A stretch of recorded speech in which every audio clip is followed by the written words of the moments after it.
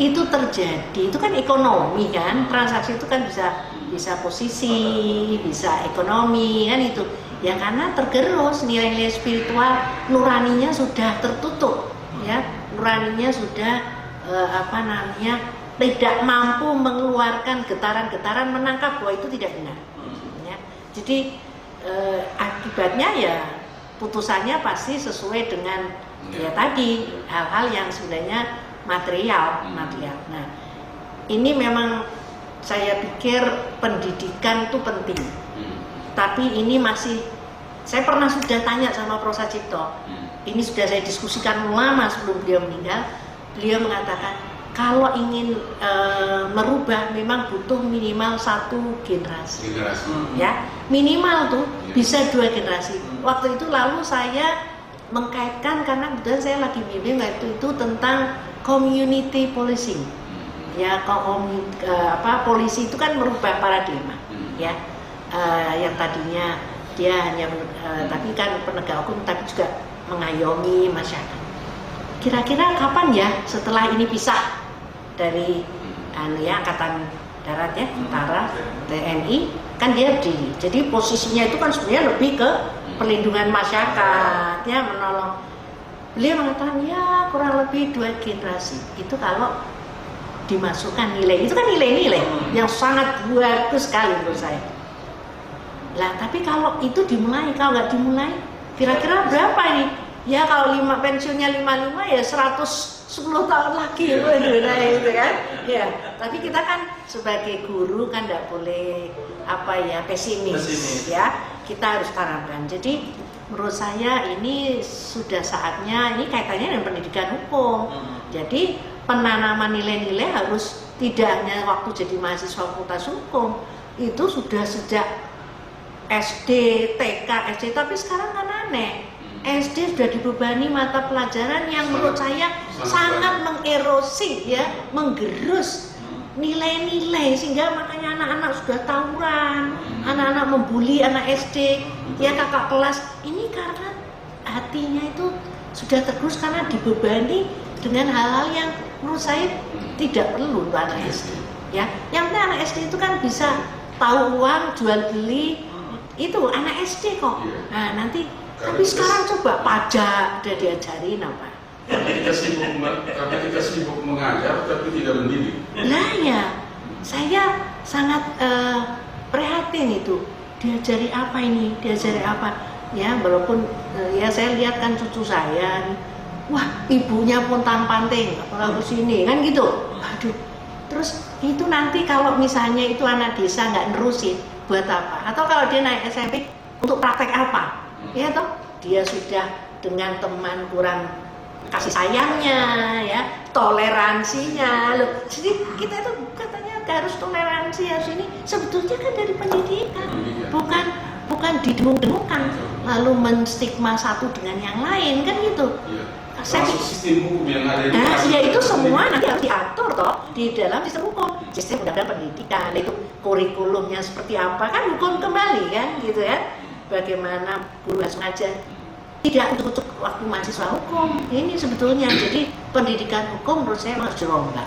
Nah karena kita ini terikat pada sebuah peraturan, kita kan tidak mungkin merombak ya. Nah ini yang jadi prihatin sekarang, ini yang sedang saya prihatin sekarang. Bukan diharuskan mahasiswa 3 tahun bisa lulus ya, dengan dijejali SKS-nya sekian.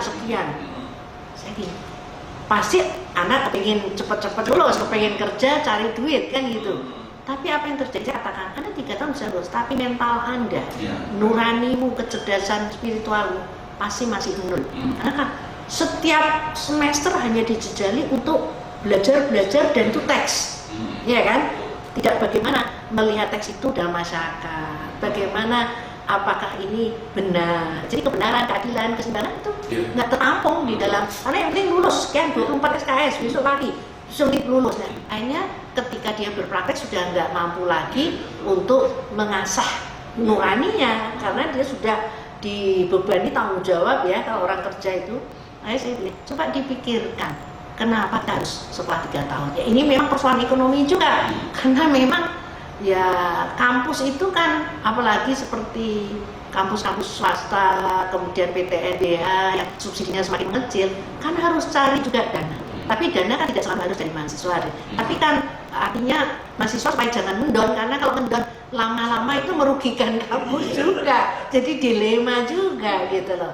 Karena wah, satu mahasiswa satu semester kan butuh sekian juta. Nah, padahal SPP-nya kurang kan gitu. Nah, ini.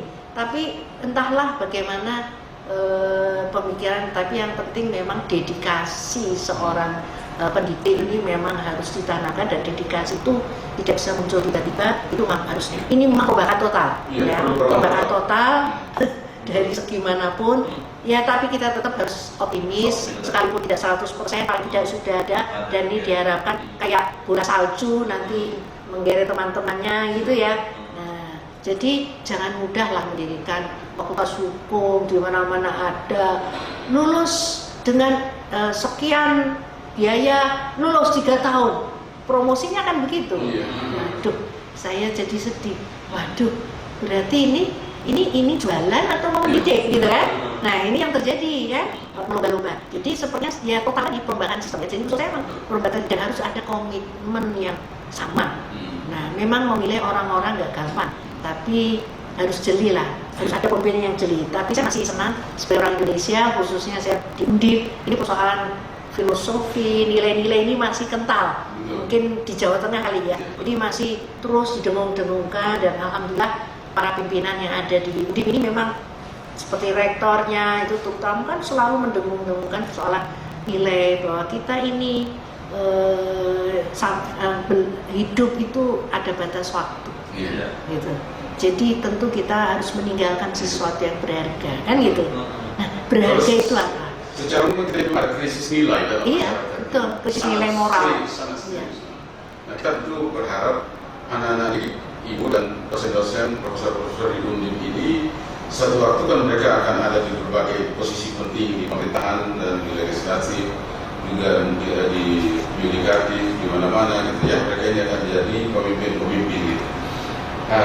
Paling tidak yang kita harapkan adalah mereka tetap pegang itu nilai-nilai yang ditanamkan, walaupun nanti banyak masuk ke dalam pancaroba, angin, gelombang dan segala. Paling tidak kalau mereka bisa pegang nilai-nilai kebenaran, kejujuran, spiritual tadi yang aku jelaskan itu, mungkin mereka ini akan jadi pilar perubahan ke depan. Kita harus seperti begitu. Iya, dan banyak sudah alumni kami, dan saya sangat berterima kasih kepada mereka. Seorang hakim yang berani memutus, hakim PT UN ya, hakim pengadilan itu sudah banyak lah, sudah banyak yang legislatif bersuara, yang ini kami sudah mengamati, dan biasanya mereka lapor, saya kemarin habis begini, wah hebat, kayak gitu kan, teruskan kan gitu ya. Jadi tapi kan masih minoritas mereka, karena yang dihadapi itu kan ya sudah gelombang besar ya, tapi bagaimanapun. Dan juga kan tidak apa ya, artinya dia juga harus menjaga apa ya, kredibilitasnya dengan terus menerus kan gitu. Ini sudah ada, dan saya tahu siapa yang di penegakan hukum itu udah banyak. Tapi kalau dilihat secara keseluruhan masih minoritas, masih sedikit, jadi belum tampak. Itu kan sudah ada. Ya ini memang butuh ya, mudah-mudahan lah.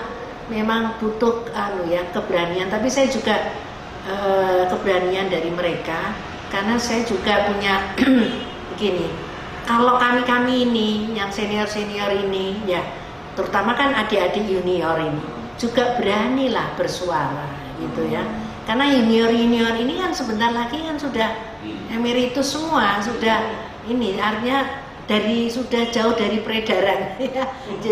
Jadi ya kami meninggali tulisan-tulisan, buku, mudah-mudahan ya, kemudian kelompok-kelompok diskusi untuk terus menyarakan, dan adik-adik muda-muda sudah banyak, dan saya senang. Yang saya amati tentu yang di Undip ya. Saya sering ajak di dalam komunitas-komunitas yang di situ kearifan lokalnya sangat bagus, misalnya saya pernah ke Baduy Dalam, jalan kaki 5 jam gitu ya. Bagaimana di situ masyarakat menjaga lingkungan, menjaga keharmonisan, walaupun mereka tidak pernah sekolah. tidak ada listrik, tidak ada apa-apa. Tapi orang-orang seperti ini itu masih memiliki etik moral spiritual yang tinggi, ya. Dan itu banyak di tempat-tempat yang lain, di Papua, itu. Nah, jadi ini mungkin saran saya yang terakhir, ketika kita memutus jangan hanya menggunakan state law saja, ya. Tapi juga harus melihat kearifan lokal, nilai-nilai yang semua disatukan di atas itu dengan etik moral spiritual, religion. Ini penting karena kita Pancasila kok. Saya jadi dosen nggak di Indonesia, mungkin saya nggak bisa bicara gini ya.